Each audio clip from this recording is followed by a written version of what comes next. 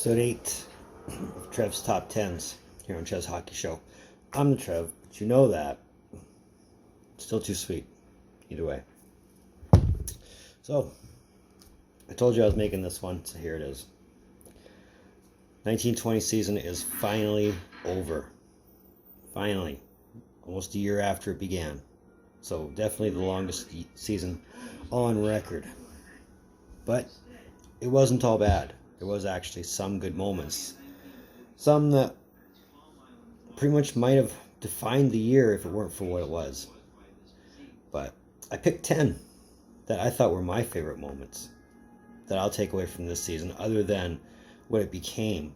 And let's talk about them.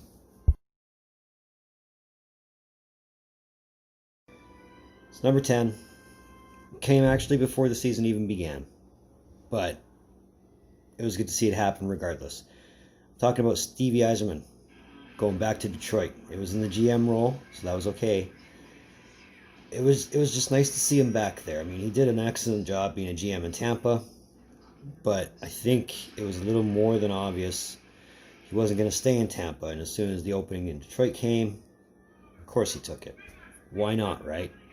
But it was good to see him back in Detroit. I mean, it was a terrible year for them. That was expected. We knew it was going to happen. But if he applies the same magic in Detroit that he did in Tampa, oh my, oh my.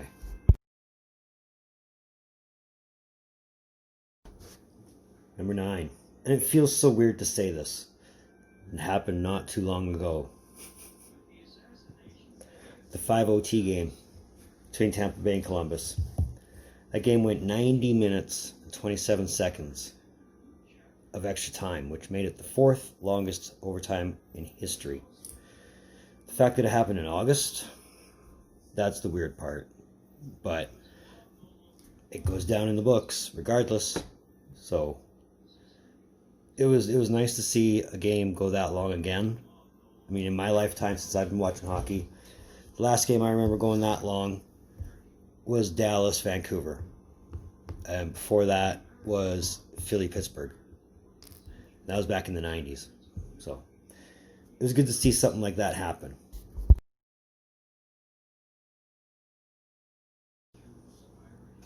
I don't know about you, but for me it's always a treat when a goalie scores. It's always an even better treat when a goalie shoots and scores. Instead of just getting credited with the goal, actually shoots the puck and it goes in. And such was the case on January 9th, 2020 against Chicago, when Pekka Rinne took the shot, scored the goal. The height he got on his shot, oh my goodness. I wasn't sure if that was actually going to come back down sooner or later. And it did, it bounced, went right in. Chicago wasn't happy. But like I said, it's always a nice thing to see a goaltender actually shoot the puck and score.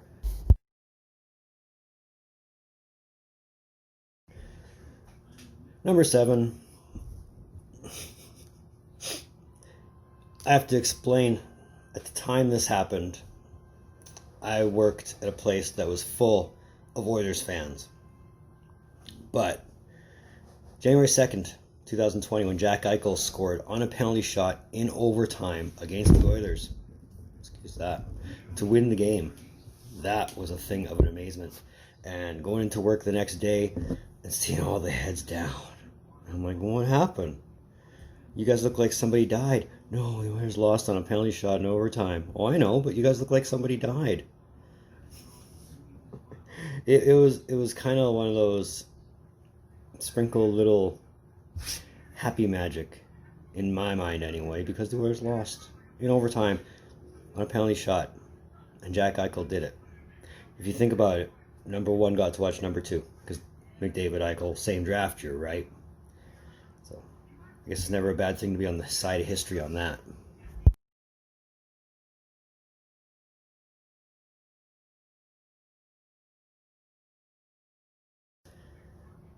I almost wanted to put this one higher, just because I figured it was only a matter of time till it was attempted in the NHL levels.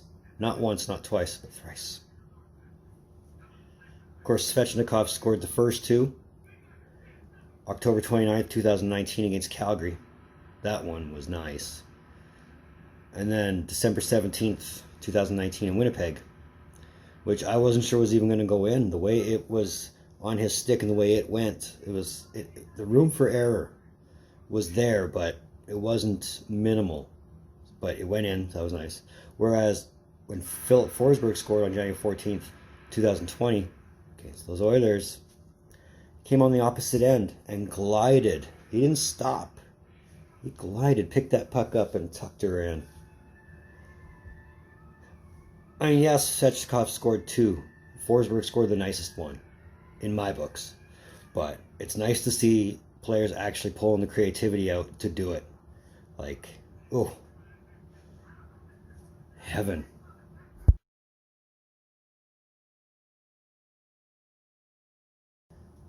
Number 5. And of course, it made its way on this list because I've only made 2 videos about it. Ovi scoring 700. Not so much on the topic itself, but Ovi as pertains to the goal record. I've made 2 videos about. But Ovi scoring 700, it was nice. It was nice to see actually it happening, for one.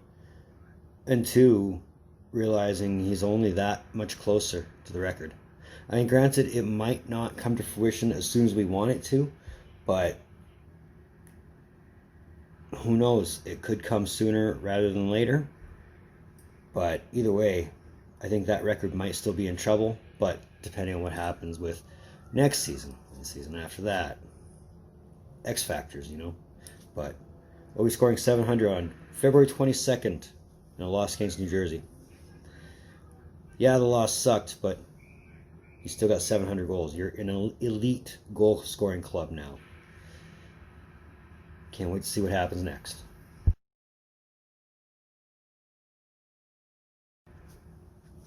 Oddly enough, on February 22nd, 2020.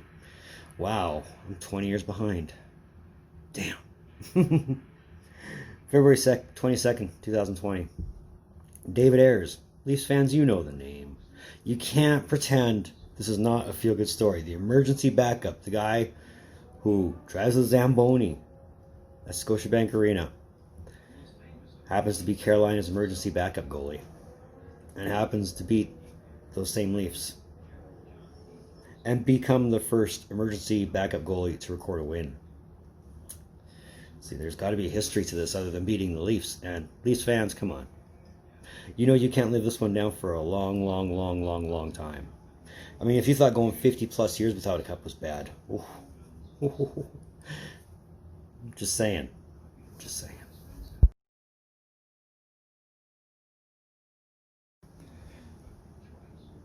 Fairly recent. And I'm kicking myself in the butt for not doing prediction on the awards, but they didn't give me enough time to do it. But I've been saying for years, the best thing on the Oilers right now is Draisaitl. I've always said that. German efficiency, that's what I've been calling him. And the fact that he won the Hart Trophy, the Art Ross Trophy, and the Lindsay Trophy kind of cemented that. I mean, you think of similar situations in different hockey markets. You know, Pittsburgh has Crosby and Malkin.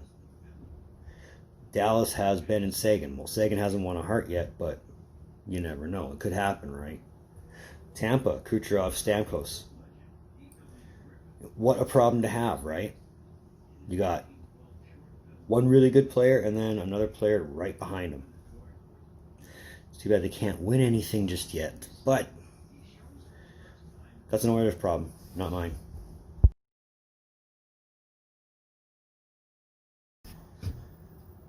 Number 2 should be number 1, but I'm incredibly biased, and I'll explain. The Cup actually getting awarded this year. That in itself is not just a great thing, it's an achievement. You know, it's one of those things that's, you're thankful it happened, but at the same time, doesn't this feel weird to you? A Cup got awarded in September, and then they're wanting to play a 2021 season at some point. The fact that it got awarded, that to me was number 1 important. Not so much for the sake of having the playoffs, not so much for the sake of the NHL being one of the leagues to actually award a finals trophy. But the fact that there's no black eye on the cup, like, I don't know if I've said this before, but I'm very, very much not a fan of what the cup says for 04-05. I never have been. I consider that a black eye. But I guess for the interest of prosperity, yeah, you're going to make that happen. But the fact that it actually got awarded, that's a highlight in itself.